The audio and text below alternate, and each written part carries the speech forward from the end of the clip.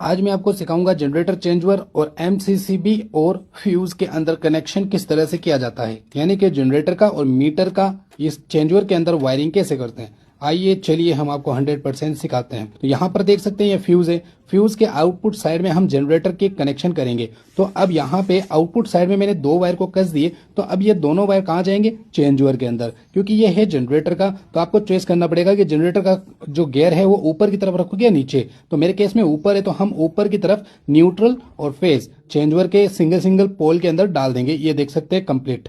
तो ये हो गया हमारा जनरेटर का आउटपुट साइड से आने वाला हमारे चेंजओवर के अंदर इनपुट। ये है हमारी एमसीसीबी जो कि ऊपर की तरफ लाइन है, नीचे की तरफ लोड है। तो हमारे केस में नीचे की तरफ लोड है, तो हम नीचे कनेक्टर्स लगा करके हम एमसीसीबी के अंदर वायरिंग कस देंगे। तो देख सकते हैं यहाँ पे आउटपुट के लिए हमने एक वायर को कनेक्ट किया फेज वाले और ये न्यूट्रल वाले को। ये दोनों कहाँ जाएंगे, ये हमारे चेंजओवर के अंदर जाएंगे। क्योंकि मैंने फैसला कर लिया ऊपर की तरफ जनरेटर होगा गियर डालने पर, तो नीचे की तरफ जब गियर डालेंगे तो नीचे मेल लाइन होगा, ऊपर जनरेटर नीचे मेल लाइन। तो अब मैं नीचे मेल लाइन करूंगा, तो नीचे कहां पे कनेक्शन करना है, जो खाली पोल दिख रहे हैं ये वाला और ये वाला, इन दोनों में फेज न्यूट्रल करेक्ट साइड में डालना है। तो देख सकते हैं न्यूट्रल की जगह न्यूट्रल, फेज की जगह फेज हमने कनेक्ट कर दिया। तो ये देख सकते हैं हमारे एमसीसीबी से आउटपुट होकर के हमारे यहाँ जनरेटर चेंजओवर के अंदर आ गए हैं। अब हमारे घर के अंदर से जो लाइन आती है न्यूट्रल और फेज, इसको कहां पे कनेक्ट करें, इसमें कोई फैसला नहीं है। इसमें ऊपर भी कर सकते हैं, नीचे भी कर सकते हैं, आपकी इच्छा अनुसार।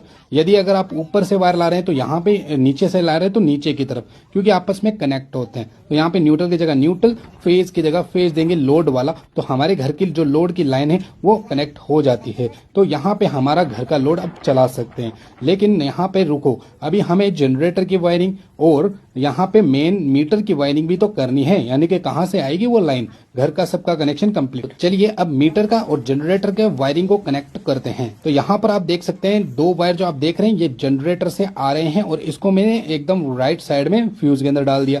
यहाँ पे अब हमारे मीटर से जो लाइन आ रही है ये वाली है, और इसके साथ में एक होल्डर है। जब लाइट आती है जाती है तो हमें होल्डर में लाइट बल्ब से हमें मालूम पड़ जाएगा बिजली आई हुई है नहीं। तो यहाँ पे अब ऊपर की तरफ मैं लाइन की तरफ जोड़ दूंगा। मीटर लाइन को साइड में करने के बाद होल्डर जो होता है इसको भी मैं कस दूंगा, ये एज ए इंडिकेटर काम करेगा। तो यहाँ पे वायरिंग हो जाती है कंप्लीट। चलिए दिखाते हैं। यहाँ पे जब बिजली फ्लो करेगी तो फ्यूज के माध्यम से होते हुए जनरेटर की लाइन ऊपर की तरफ आएगी।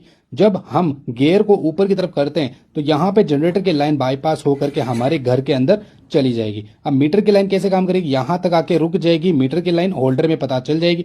अब जैसे ही हम एमसीसीबी ऑन करेंगे तो नीचे की तरफ से हमारे आउटपुट निकलेगा, यहाँ तक पहुंच जाएगा। जब हम गियर को नीचे करेंगे तो यहाँ से होते हुए बाईपास हो जाएगी लाइन और हमारे घर के अंदर बिजली ऑन हो जाएगी और हम काम कर सकते हैं।